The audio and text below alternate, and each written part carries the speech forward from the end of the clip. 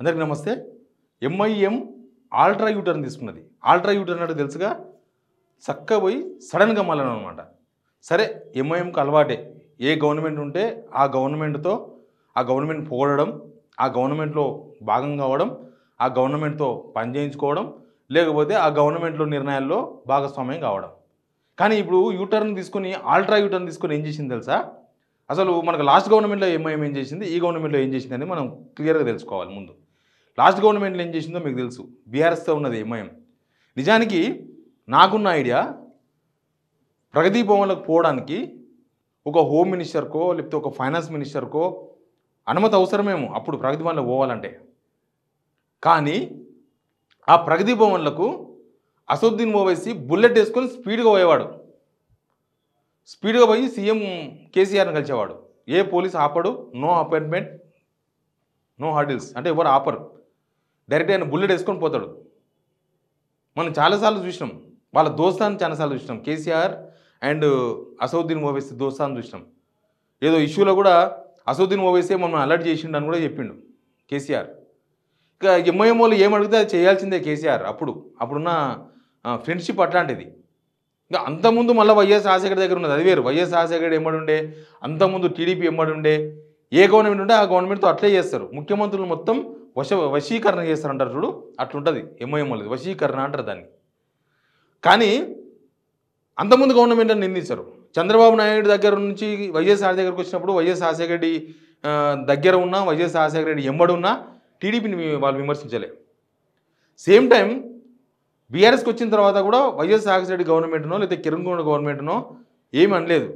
సరే, తెలంగాణ ఉద్యమం టైంలో అసదుద్దీన్ ఓవైసీ కోసేపు అట్లా కోసేపు ఇట్లా తెలంగాణకి మద్దతు అనే విధంగా మాట్లాడేవాడు. తర్వాత బీఆర్ఎస్ అయిపోయింది. బీఆర్ఎస్తో అంత క్లోజ్గా అసలు ఎట్లా అంటే ఎంఐఎం వాళ్ళు ఏం చెప్తే అదే నడిచింది బీఆర్ఎస్ గవర్నమెంట్లో. ఎంఐఎం వాళ్ళు లేకుండా హైదరాబాద్ సంబంధించిన నిర్ణయాలు ఏవి తీసుకునే వాళ్ళు కాదు వాళ్ళు. అప్పుడు అసెంబ్లీలో కూడా ఎంఐఎంఏ క్వశ్చను, ఎంఐఎంఏ ఆన్సరు, ఎంఐఎం వాళ్ళు చేసే వ్యవహారం అట్లా ఉండేది. తర్వాత కాంగ్రెస్ గవర్నమెంట్ వచ్చింది. ఇప్పుడు వచ్చిన తర్వాత సరే, గవర్నమెంట్ వచ్చినప్పుడు కాంగ్రెస్ గవర్నమెంట్ వచ్చినా ఏ గవర్నమెంట్ వచ్చినా వాళ్ళు గవర్నమెంట్తో ఉంటారు అనేది మనకు క్లియర్ కాబట్టి. కానీ ఇక్కడ కాంగ్రెస్ గవర్నమెంట్ వచ్చిన తర్వాత కంప్లీట్గా ఆల్ట్రా యూటర్న్ తీసుకున్నారు. అంటే సడన్గా యూటర్న్ తీసుకోవడం అనమాట. ఆల్ట్రా యూటర్న్ అంటే మనం మామూలుగా యూటర్న్ అంటే ఇట్లా రౌండ్గా తిరిగి తీసుకుంటాం కదా, అట్లా కాదు. ఇట్లా గీత గీసినట్టే పక్కన 90 డిగ్రీస్ లాగా డైరెక్ట్గా చక్కున మళ్ళీపోయారు. అట్లా కాంగ్రెస్ వైపు వచ్చి ఏం చేసింది తెలుసా? చాలా చాలా వ్యవహారాలు నడిపిస్తున్నారు. నేను మొన్ననే మీకు చెప్పిన, ఓల్డ్ సిటీలో మెట్రో, అంతకుముందు గవర్నమెంట్ కూడా మెట్రో అక్కడ చేయడానికి సన్నద్ధమైంది నాకున్న ఇన్ఫర్మేషన్. కానీ అక్కడ ఇండ్లు పోతాయి, మా ఇండ్లు పోతే అవసరం లేదు, ఇప్పుడు మాకు మెట్రోనే అవసరం లేదని మాట్లాడిన వాళ్ళు వీళ్ళు. మాకు మెట్రోనే అవసరం లేదు, మాకు మెట్రోలో రోజు పొద్దుగాలు తిరిగేది ఏముండదు మా వాళ్ళు, మాకు మెట్రో అవసరం ఉండదు, మా ఇండ్లు పోతాయి, మా వల్ల ఇండ్లు పోతే కష్టమవుతుంది, పైసలు కూడా కాదు, మా వల్ల ఇండ్లు పోవద్దు, ఓల్డ్ సిటీ అంటే ఓల్డ్ సిటీ లాగానే ఉండాలి, అక్కడ డెవలప్మెంట్ కావద్దు అనేది ఎప్పుడు ఎంఐఎంకి ఉంటుంది. ఆ డెవలప్మెంట్ అయితే ఎంఐఎంను చూడరు కాబట్టి డెవలప్మెంట్ కానియరు. కానీ ఇప్పుడు ఏం చేసింది తెలుసా? ఓల్డ్ సిటీ మెట్రో కోసం, ఎంజీబీఎస్ నుంచి చాంద్రాయణగుట్ట కోసం మేమే బాధ్యత తీసుకుంటాం, మేమే మా ముస్లిమ్స్ని ఒప్పిస్తాం, మేమే మొత్తం చూస్తాం, కానీ మీరు ముందే డబ్బులు ఇవ్వాలి. ఇప్పటి వరకు అలైన్మెంట్ ఫైనల్ చేయలేదు. రేవంత్ రెడ్డి గారు మొన్ననే మాట్లాడుతున్నారు, సంక్రాంతి పండుగ తర్వాత మేము దీనికి సంబంధించిన అలైన్మెంట్స్ అన్ని కంప్లీట్ చేస్తాం అని. కానీ అలైన్మెంట్ స్టార్ట్ అయింది, కంప్లీట్ కాలేకపోతుంది. ఎంతవరకు అలైన్మెంట్ అయితే అంతవరకు డబ్బులు ఇప్పిస్తున్నాడు అసదుద్దీన్ ఓవైసీ దగ్గరుండి, పక్క నుండి అక్బరుద్దీన్ ఓవైసీ పక్క నుండి డబ్బులు ముందే అడ్వాన్సు. అది కూడా హై వాల్యూ. ఇప్పటిదాకా తెలంగాణలో నాకు తెలిసి అదే హైయెస్ట్ వాల్యూ ఏమో. నేను నిన్ననే ఒక వీడియోలో చెప్పిన, ఏంటంటే ఓల్డ్ సిటీలో గజానికి 81,000 కట్టిస్తుంది గవర్నమెంట్. 81,000. నాకు తెలిసి గత గవర్నమెంట్లో 81,000 ఎన్నిక ఒప్పుకోలేదేమో ఓల్డ్ సిటీలో. కానీ ఇప్పుడు 81,000 అంటే ఎకరాకు 32 కోట్ల రూపాయలు పడుతుంది. 32 కోట్ల రూపాయలు ఎకరాకు పడుతున్నట్టు లెక్క ఓల్డ్ సిటీలో. ఇప్పుడు ఆ డబ్బులు కూడా మామూలుగా మన దగ్గర రైతుల దగ్గర భూమి సేకరిస్తే ఏమైతే తెలుసు కదా, దానికోసం గింజుకుంటారు పైసలు ఎన్నికే. ఇచ్చేది గజానికి 350, గజానికి 275 రూపాయలు. అంటే 10 లక్షల రూపాయలు ఎకరాకు, లేకపోతే 15 లక్షల రూపాయలు ఎన్నికనే గింజుకుంటాయి గవర్నమెంట్లు. అట్లాంటిది ఇప్పుడు ఈ గవర్నమెంట్ గింజుకుంటలేదా? లగ్జర్లో వాళ్ళకు 20 లక్షలు ఇస్తామని చాలా గొప్పగా చెప్పారు. ఆడ కనీసం 40 లక్షలు ఉందంట. 40 లక్షల వాల్యూ ఉంటే 20 లక్షలు ఇస్తామని, అది కూడా 20 లక్షలు ఇచ్చేటట్టు లేరు. ఇప్పుడు గుంజుకుంటున్నారు డైరెక్ట్గా. చాలా ఏరియాలో, జైరాబాద్లో కావచ్చు, త్రిబులార్ భువనగిరి దగ్గర కావచ్చు, చాలా ఏరియాలో అసలు రైతుల భూములను తీసేసుకుంటున్నది. ఇప్పుడు 300 ఫీట్ల రోడ్ అని చెప్పి ఇక్కడ మన ఆదిపట్ల ఏరియాలో మొత్తం ఆ ఏరియాలో మొత్తం 300 ఫీట్ల రోడ్లని రైతులు వ్యతిరేకిస్తున్న వాళ్ళ దగ్గర నుంచి భూ సేకరణ కోసం ప్రయత్నం చేస్తున్నది గవర్నమెంట్. అది కూడా అర్ధెకు పుక్కడికి తీసుకోవాలి, ఏదో ఇంత ఇచ్చి తీసుకోవాలి. రైతుల భూములు కాదు. ఓల్డ్ సిటీలో మాత్రం అట్లా చేసినారు. అది ఒక్కడే కాదు, చాలా విషయాలు ఉన్నాయి. ఏమైందంటే మొన్న ఓల్డ్ సిటీలో మనకు తెలుసు ఆరాం గారి దగ్గర ఒక ఫ్లైఓవర్ ఓపెన్ చేసినారు. ఆ ఫ్లైఓవర్కి సంబంధించింది కూడా మీకు తెలుసు. ఆ ఫ్లైఓవర్ దగ్గర ఏమైందంటే ఇంకో ఫ్లైఓవర్ దగ్గర బాయ్ సాబ్, చోటా బాయ్ సాబ్, అసలు ఈ ఓపెన్ చేసిన పెద్ద మ్యాటర్ కాదు. ఓపెన్ చేస్తారు, ఫ్లైఓవర్ ఓపెన్ చేయడం అనేది పెద్ద మ్యాటర్ కాదు. కానీ అక్కడ ఒక పెద్ద వ్యవహారం నడిపించారు. ఏం చేశారంటే ఆ ఫ్లైఓవరు 2 సైడ్లు ఉంటాయి కదా, స్టార్టింగ్ ఎండింగ్, ఇటు నుంచి వస్తే ఇది స్టార్టింగ్, ఇటు నుంచి వస్తే ఇది స్టార్టింగ్. ఈ ఫ్లైఓవర్ను నెల రోజులు పెండింగ్లో పెట్టించారు. 1 మంత్ పెండింగ్లో పెట్టించారు. ఎప్పుడో తయారైపోయింది అది. ఎందుకు పెండింగ్ పెట్టించింది తెలుసా?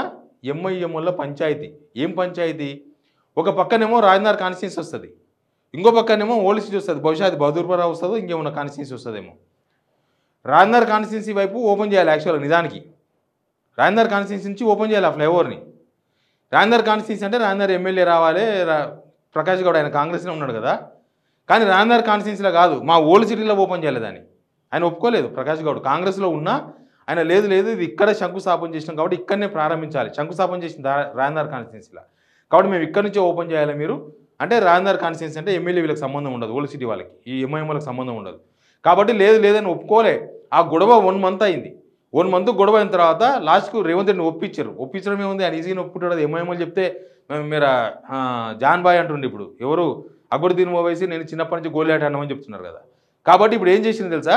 ఊతల పక్క రాజనగర్ కాన్స్టిట్యున్సీ, అందుకే అక్కడ ప్రకాష్ గౌడ్ వీళ్ళు ఎవరు కనిపించినట్టు లేరు, వాళ్ళు ఎవరు రాలే కూడా. ఊతల పక్క బాయిజాన్ కాన్స్టిట్యున్సీలా బహదూర్పురా కాన్స్టిట్యున్సీ ఎంఐఎం కాన్స్టిట్యున్సీ కాబట్టి బహదూర్పురా కాన్స్టిట్యున్సీ వస్తుంది. అక్కడ నుంచి బహదూర్పురా కాన్స్టిట్యున్సీ సంథింగ్ ఏదో కాన్స్టిట్యున్సీ అక్కడ నుంచి స్టార్టింగ్ ఓపెన్ చేసింది. అసలు ఆ రోజు చూడాలి, అదేదో ఎంఐఎం సొంత డబ్బులతోనా, ఎంఐఎం ఫండ్స్తోనా, అసౌద్దీన్ ఓవైసీ బ్యాంకులకి వెళ్ళి డబ్బులు తీసి కట్టించినట్టు మొత్తం ఎంఐఎం జెండాలే ఆ ఫ్లైఓవర్ నిండా. రాజాసింగ్ కామెంట్ చేసిండు, రాజాసింగ్ వీడియో కూడా మీరు చూసింటారు. రాజాసింగ్ ఏమన్నాడు, అక్కడ ఎంఐఎం జెండాలు పెట్టడం ఏంది, ఎంఐఎం జెండాలు పెట్టి ఏం చేస్తున్నారు అని రాజాసింగ్ కౌంటర్ ఇచ్చింది దానికి. అట్లా ఉంటుంది అంటే ఎంఐఎం కోసమని ఏకంగా నెల రోజులు వాయిదా వేసి ఆ గొడవనంతా పరిష్కరించి ఇక్కడ పక్క ప్రారంభించాల్సిన ఫ్లైఓవర్ను ఇక్కడ పక్క ప్రారంభించారు. తర్వాత ఏమన్నా తెలుసా అసదుద్దీన్ ఓవైసీ, ఆ వాయిస్ కూడా వినండి మీరు.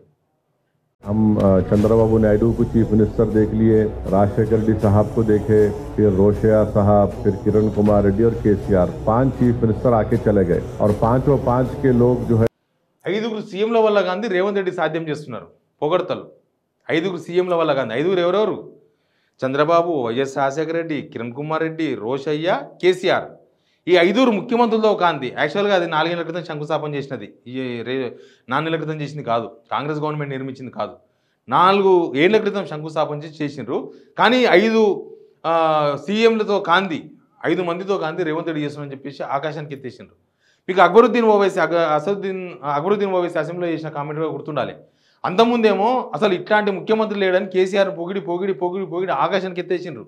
అసలు ఇట్లాంటి ముఖ్యమంత్రి లేడు, మొత్తం తెలంగాణను ఎక్కడికో మొత్తం గోల్డెన్ తెలంగాణ చేస్తున్న అసెంబ్లీలో మాట్లాడిన వాళ్ళు. తర్వాత మొన్న ఏమన్నాడు తెలుసా అక్బరుద్దీన్ ఓవైసీ? కచరా గవర్నమెంట్ అన్నాడు. కచరా గవర్నమెంట్ అంటే కె చంద్రశేఖర్ రావు దాన్ని కచరా గవర్నమెంట్ అన్నాడు అక్బరుద్దీన్ ఓవైసీ. అంటే గత గవర్నమెంట్ మీదనేమో విమర్శలు, అంతకుముందేమో పొగడతలు పొగిడినరు, ఇప్పుడు వచ్చి మళ్ళీ రేవంత్ రెడ్డిని పొగుడుతున్నారు. ఇప్పుడు రేవంత్ రెడ్డి 5 ముఖ్యమంత్రులు చేయని పని చేసిందట. ఏంటంటే ఓల్డ్ సిటీలో మెట్రో వేస్తున్నాడు అంటాడు. ఓల్డ్ సిటీ మెట్రో ఇప్పుడు నిజంగా కేసీఆర్ కూడా డిజైన్ చేసింది కాదు, అంతకుముందు కాంగ్రెస్ గవర్నమెంట్ చేసిందే. అప్పటి నుంచి చాలా ప్రాబ్లమ్స్. ఎంఐఎంలు రానియరు, ఎంఐఎంల పర్మిషన్ లేనిది, ఎంఐఎంలు ఒప్పుకోకపోతే ఓల్డ్ సిటీలో ఏ పని కూడా చేసే అవకాశం ప్రభుత్వాలకు లేదు. అంత దారుణం అయిపోయింది. ఆ సిచ్యువేషన్లో అక్కడ ఆగిపోయింది. ఓల్డ్ సిటీలో డెవలప్మెంట్ కానిస్తారా ఎంఐఎంలు? డెవలప్మెంట్ అయితే ఎంఐఎం ఉండదు ఓల్డ్ సిటీలో. ఓల్డ్ సిటీ కనుక డెవలప్ చేస్తే ఓల్డ్ సిటీలో ఎంఐఎం ఉండనే ఉండదు. ఆ ప్రజలు చైతన్యవంతులు అయితే ఎంఐఎం ఓటు వేయరు. కాబట్టి ఆ ప్రజలు చైతన్యవంతులు కావద్దు, అక్కడ డెవలప్మెంట్ కావద్దని అందుకే బస్తీలు అట్టే ఉంటాయి. ఓల్డ్ సిటీ అంటే ఓల్డ్ సిటీ లాగానే ఉండాలి. అక్కడ మోరీలు పొంగి పొరలాలి, చిన్న గల్లీలు ఉండాలి, రోడ్లు అట్లే పాడై ఉండాలి, రోడ్లు పెద్దగా చేయొద్దు, ఏది కూలగొట్టొద్దు, ఇంకా చాలా ఉంటాయి. కరెంటు బిల్లు అడగొద్దు, ఇంటి ట్యాక్స్లు అడగొద్దు, ఏం అడగొద్దు, అట్లుంటుంది ఎంఐఎం అనేది. అయితే ఎంఐఎం ఇట్లా మొత్తం ఆల్ట్రా యూటర్న్ తీసుకున్నది. ఇంకా దీన్ని ఎట్లా విశ్లేషించుకుంటారు, ఏం కదా, ఈ ప్రభుత్వాన్ని ఎట్లా విశ్లేషిస్తారనేది మీరే ఆలోచించుకోండి. Please subscribe signal TV.